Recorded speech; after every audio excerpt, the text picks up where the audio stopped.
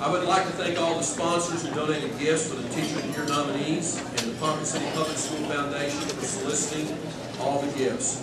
We would like to express our appreciation to the Ponca City School Foundation and the Friends of Education for their continued financial support, which has allowed many professional development activities and other opportunities for our staff. I also want to take a moment to recognize our central office staff who put the table decorations and did all this to make this into a really great evening. So much the central office staff who helped do this. Would you guys please stand? Don't be shy.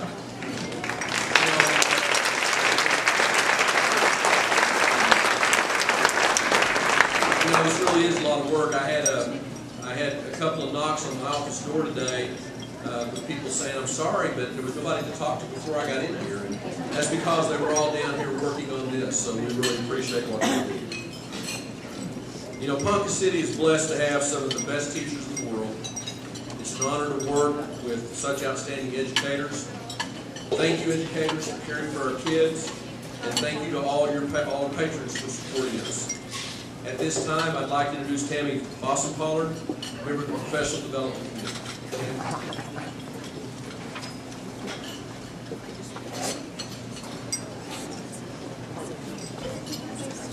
Good evening. I have served on the Professional Development Committee for the past 4 years, and I was the chairperson for the past 2. And I was asked to explain the process of selecting our Teacher of the Year. Each side votes for their own representative or representatives, depending on the size of the school. And then teachers are then asked to submit a portfolio explaining their philosophies of teaching. And the portfolios are very extensive, very specific, and asking them to express their opinions on issues that we face today and the way they handle things in their classrooms.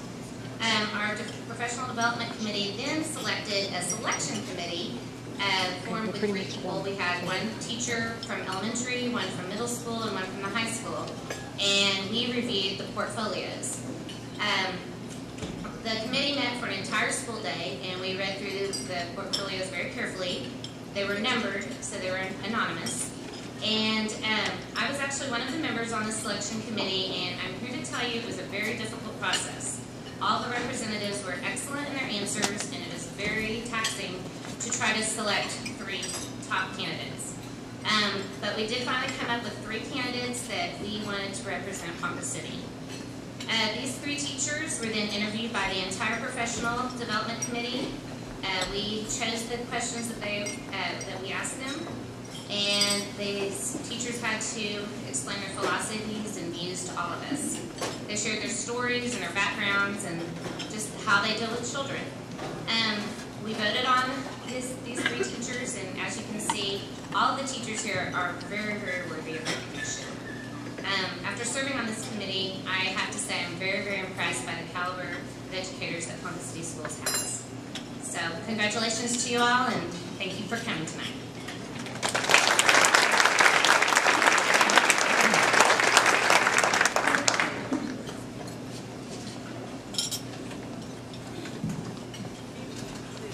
You know, I've done this for 9 years, and it seems like every year I forget to introduce someone. And this year I forgot to introduce our members of the Board of Education. And since that's who I work for and who evaluates me, I think I probably ought to correct that mistake. So if I could have our board members please stand. We have with us today David Kincaid. David, stand. Who is our board president, Robin Riley, Dr. Ron Hartman, and then Miss Judy Trout. So again, thank you for the work.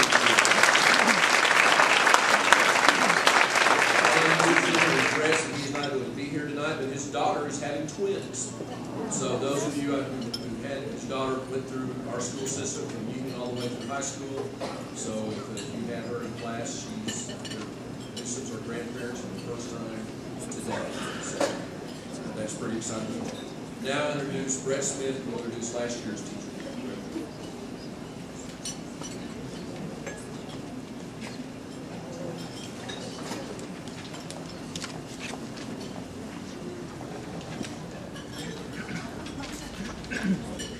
Be up here without my notes would be a little ridiculous, I think. It is my pleasure to introduce our current Teacher of the Year. Robert Frost said, "There are 2 kinds of teachers, the kind that fill you with so much quail shot you can't move, and the kind that just gives you a little prod behind and makes you jump to the skies. There are two kinds of teachers. Excuse me, my notes are almost back here too. Our teacher of the year motivates her students by establishing respect. This in turn can communicate volumes without saying a word. This is sometimes termed as the look. William Arthur Ward said, "The mediocre teacher tells, the good teacher explains, the superior teacher demonstrates, and the great teacher inspires." Betsy Easley is one of those special teachers that not only inspires her students to achieve, she inspires other teachers to succeed in the classroom as well. Betsy once said, "I pushed myself to continually increase my content knowledge so that in turn I am able to challenge my students appropriately." This, folks, is a teacher that strives in teaching students to do their best in the classroom, in life, and she does it by example. Betsy Easley is an advocate for public education and for student success. She showed it during her reign as the 2012-2013 Ponca City Public School Teacher of the Year, and she shows it every day in the classroom. Would you please welcome our 2012-13 Teacher of the Year, Betsy Easley.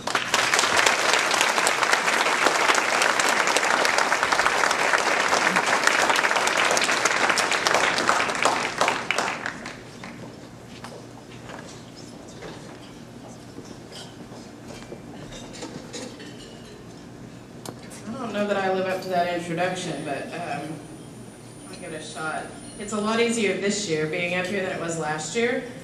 I was so nervous last year that I don't think I spoke coherently, so we'll give it another shot this year. I think you should always start by saying thank you to the people who help you get where you are, because we all know that none of us do this alone. Teaching can sometimes be an isolating profession. You get in your classroom and shut the door, and it's just you and the kids all day long, and sometimes we long, don't we, for an adult voice. But in our case here at the high school, it's not that way. We have a great team of teachers here, and a great community to teach in. And so I wanted to take some time to say thank you to those people. First, thank you to the people who have organized this banquet and have done so for many years. It's always such a beautiful event, and I know how much planning it takes. These kinds of things take, and how much time, because they want to get all the details correct. And I think they do a great job. So Cindy Filson, Jan Miller, Winnie Milligan, Mary Ladd, and Betty Johnston, you guys do a great job every year, and I want to say thank you to that. We really appreciate your efforts on our behalf.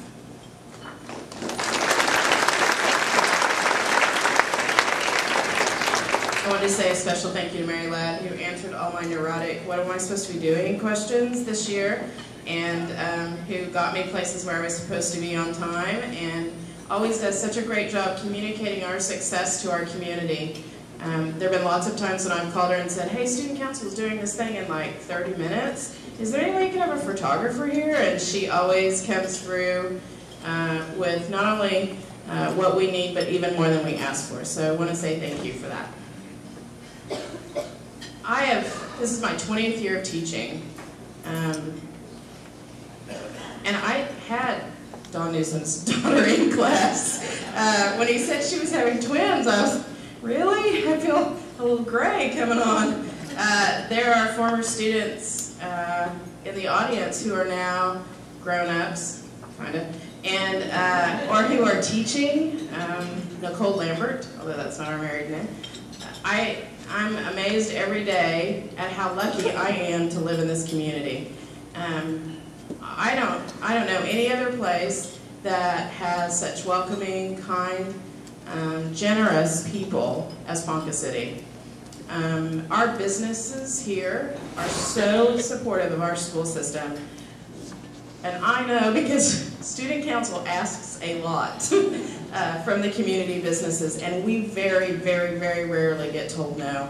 And so I just wanted to take a minute to say thank you to all the business leaders here tonight, the community members here, because without your support, education is not functional. I mean, it takes all of us together, working together to raise our kids, and I just think that we are very lucky with the community we have. So sincerely, from the bottom of my heart, thank you for all that you do for us.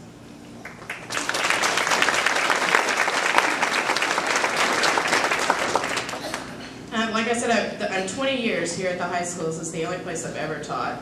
Been through a lot of principals, a lot of administrators, and I did want to take time tonight to say thank you to our administrative team. Teachers know that when you have strong, effective administrators, the school is a better place for it. And I think we have a great team at the high school. Kent Marshall, our principal, our assistant principals, Janet Silke, Thad Dilbeck, Chuck Bayhay, and our newest addition, Carla Streeter. She's one of ours now, I guess. And Barbara Cusick, all work together to make our school functional, productive, and effective. And their work makes our job easier. I don't know how many times I've been in Kent's office with, hey, I've got this idea. How about a powder puff game? And he's like, yeah, that's a great idea. And off we go, and planning these crazy things to keep the kids motivated and interested in school. So I just wanted to say thank you for all that you do for us. We know it's a thankless job and that you're up here hours and hours and hours, but it really makes a difference, and we appreciate you.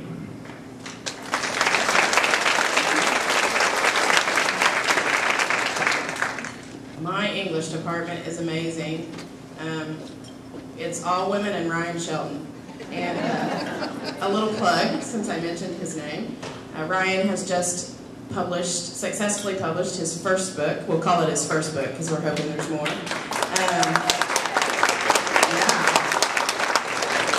A little plug, since he's not here to say, but you can buy it at Brace Books or on Amazon.com. It's called The Mentor. It's about a teenage boy who's growing up without good adult influences and finds one in his baseball team.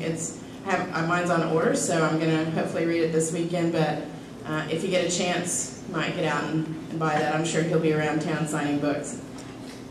Without my English department, I think I would be lost. There are a lot of times when I scurry down the hallway between classes and say, okay, I tried this thesis statement writing exercise and it didn't work, and what do I do now? Because I got to do it again in like 3 seconds, so let's fix it. And we all kind of put our heads together and fix it up. So that kind of camaraderie and skill level, I don't think is common. And I feel very lucky that I teach in a group of ladies and Ryan who can give that to me.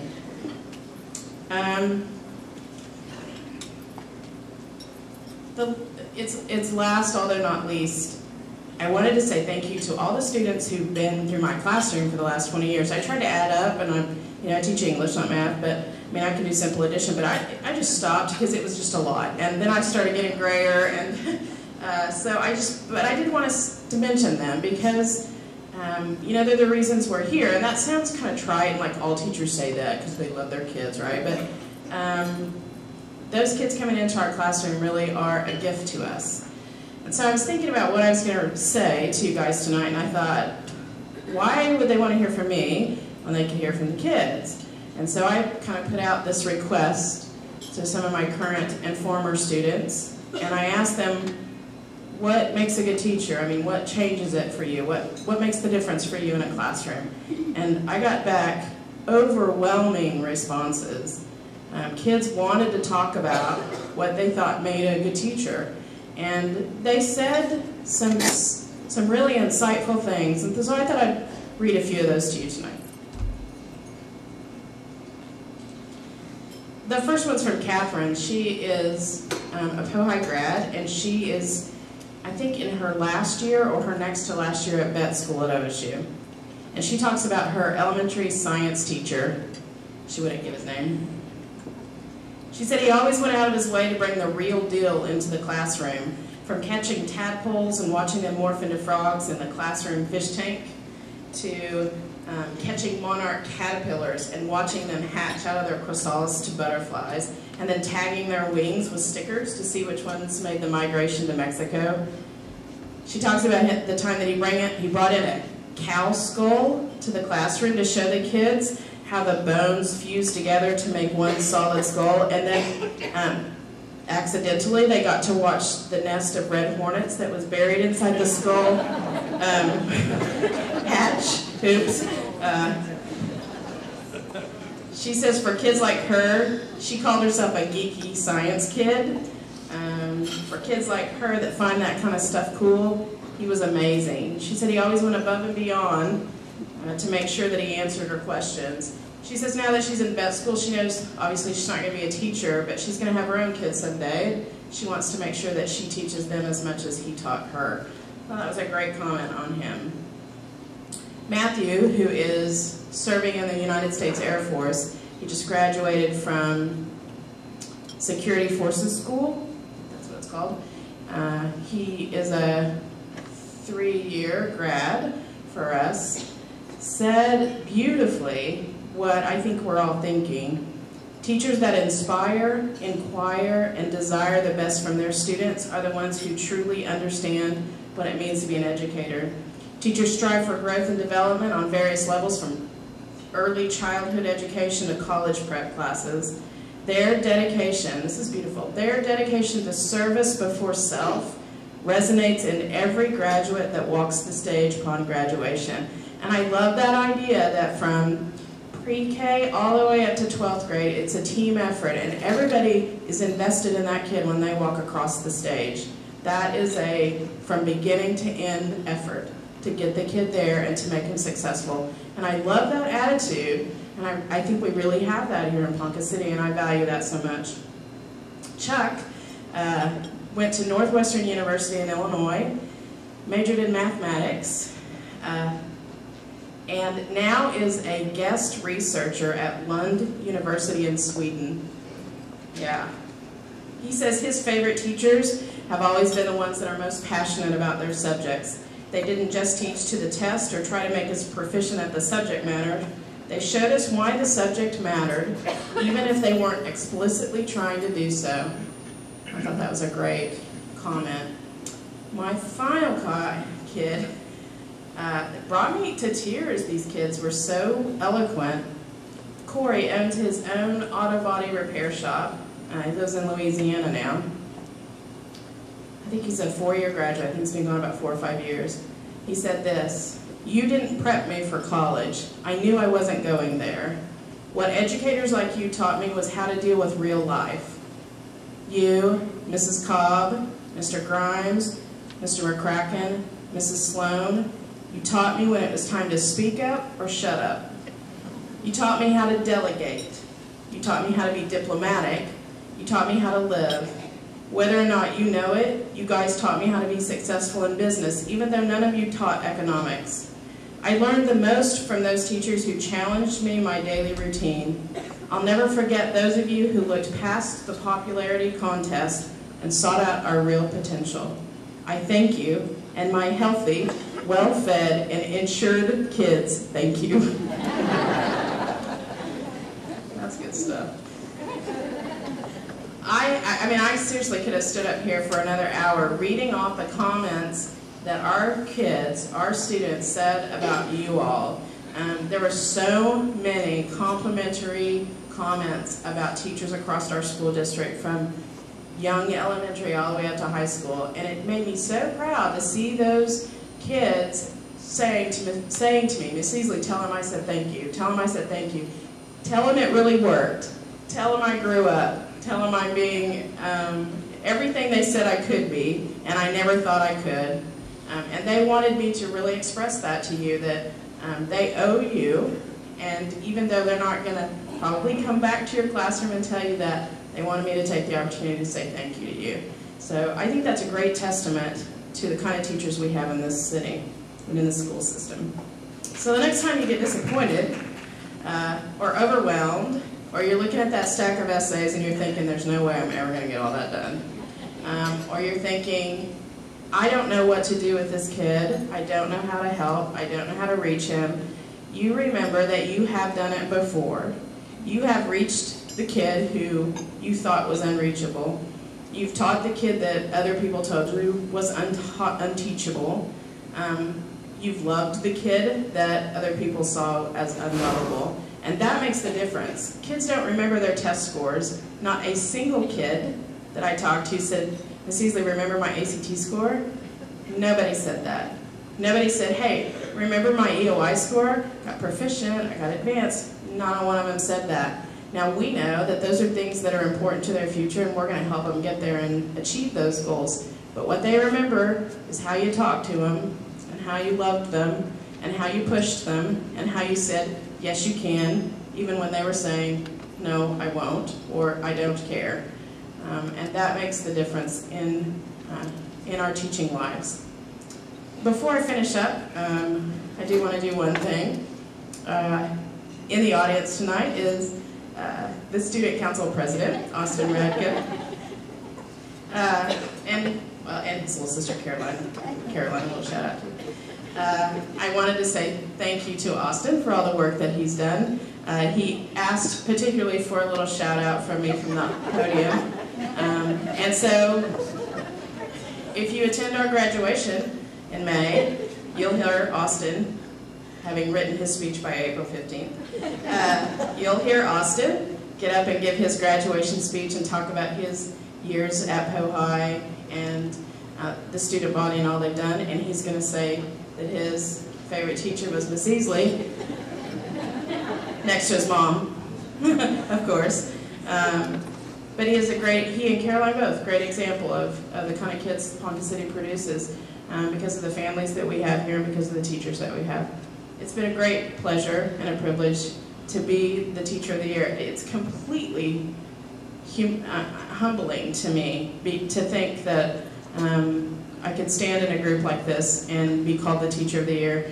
It's rather ridiculous that we don't have enough room up here for all of you to be here with me because I just think that you all are amazing.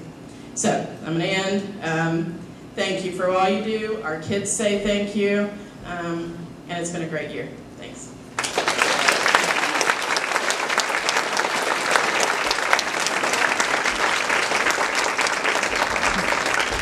And thank you for honoring all of us in representing us as Ponca City's Teacher of the Year. And speaking of former students, it is my great pleasure and I had in my 5th grade 25 years ago. So Rachel Munger is one of Ponca City's, and she came back, and she's here working with Phillips 66, and she is president of Friends of Education. So welcome, Rachel.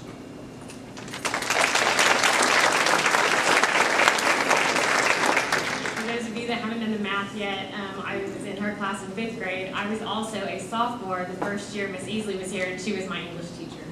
So this is quite an honor for me. I'm currently the president of the Friends of Education. Our organization helps maintain the Great Expectations program for the Ponca City schools.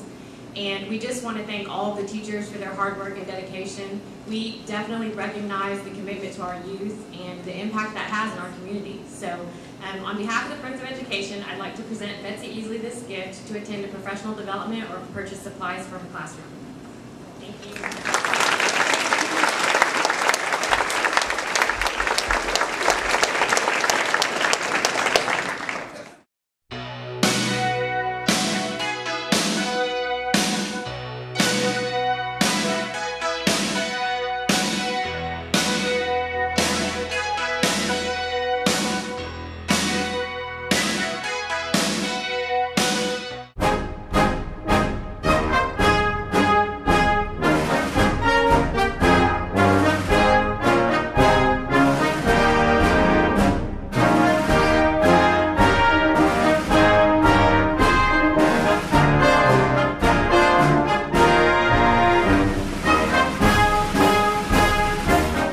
Number 3 is what? Number 3. Oh, Ayana, I saw you did actions too. Put first things first. Okay, put first things first. Remember in our story in PoHi in the spelling test? Yeah. He didn't put first things first, did he? No, he put He put the fun things first. So he wasn't ready. He wasn't prepared for his test.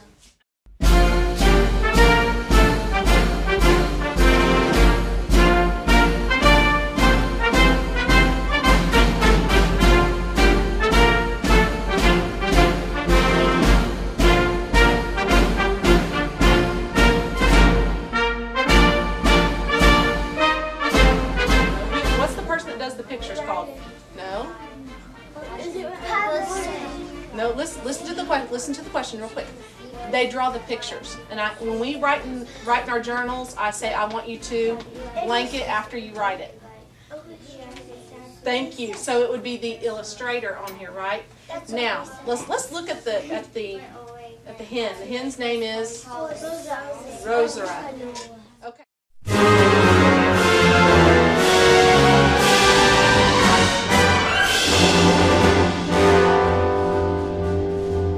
This land is your land, this land is my land, from California to New York Island, from the redwood forest to the Gulf Stream water. Let the H out, let the I out, it. Who let the J out, chuck. Who let the K out, who let the L out, oh.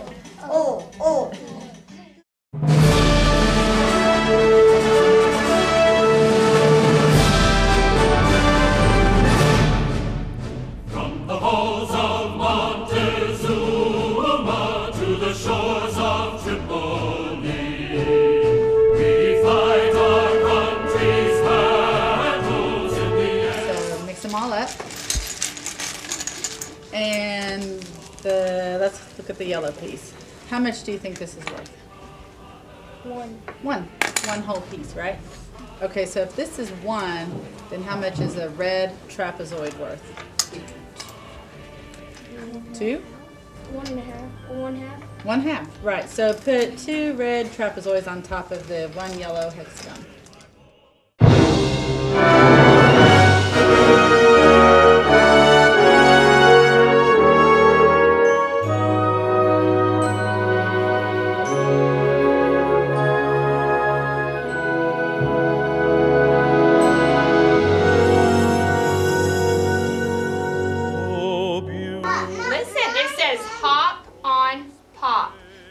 Words that you hear that rhyme in that story?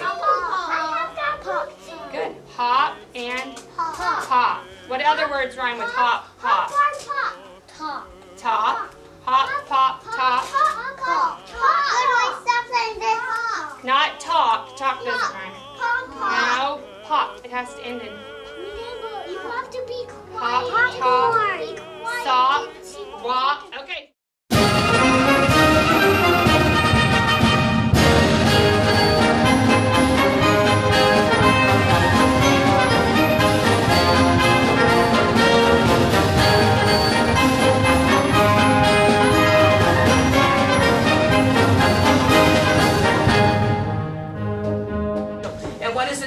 Between potential and kinetic energy, Kira? Potential energy is stored. Okay, and kinetic energy is? Okay, and there is something that states that energy will never be lost, it cannot be created, we can't destroy it, we can't do anything with it. And what is that law called? Matthew? Okay, the law of conservation of energy.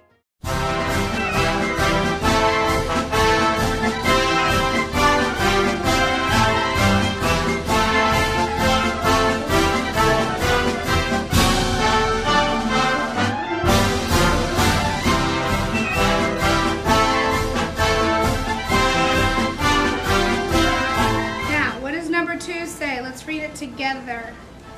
Twist the sections together in the middle to form a 6-sided snowflake. Snowflake should fit in jar. All right. so. Do you want to fold that over, Brandon?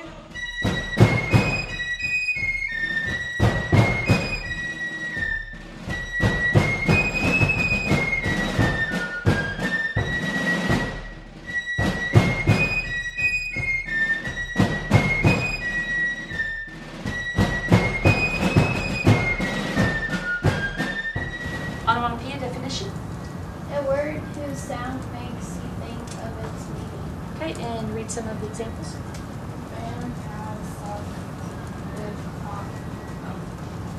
Okay, and yesterday when we did the sentences, a lot of you said I can't think of onomatopoeia words. They're everywhere. Smack, the cereal, snap, crackle, pop. Room. Okay, they're everywhere. Any noise that it makes. Okay.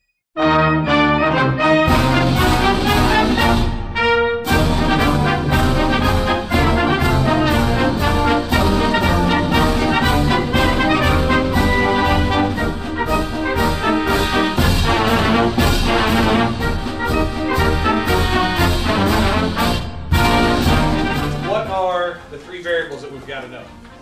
Remember? P, R, and N. Okay, what's P going to be? 120,000. What about R? Okay, do we want to leave that like that, or do we want to put it in decimal form? Leave it like that. Good. My country, 'tis of thee, sweet land of liberty, of thee I sing. Land where my fathers died, land of the pilgrim's pride, from every mountainside, their freedom ring.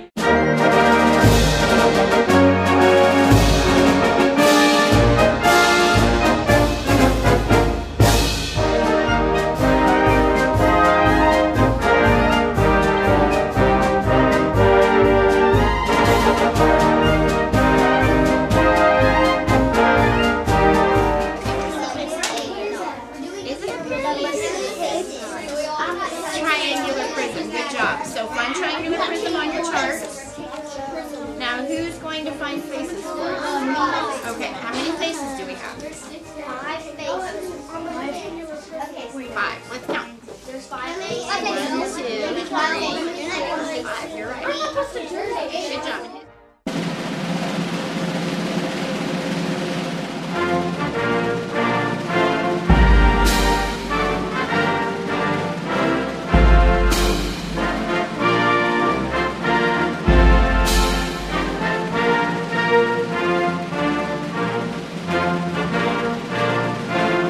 Are you thinking in your mind about your schema, about those things that we talked about?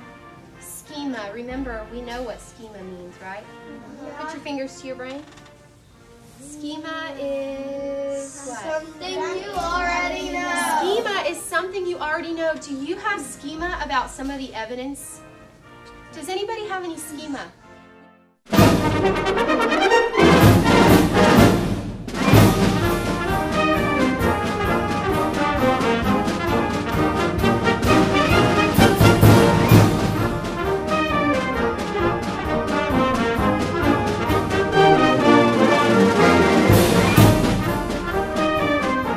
Try and dig it out. Or we just want the skin, right? you just want, yes. Yeah. You just want the one little sliver of skin. And it doesn't have to be huge. No, it doesn't have to be big. Just get one and dig her out. You can go do this at your station too if you want. Is that a good enough piece of thing? Absolutely. Yeah, you don't need a monster. I am a real American, fight for the rights of every man. This is Dr. David Pennington, and I approve this message. Fight for what's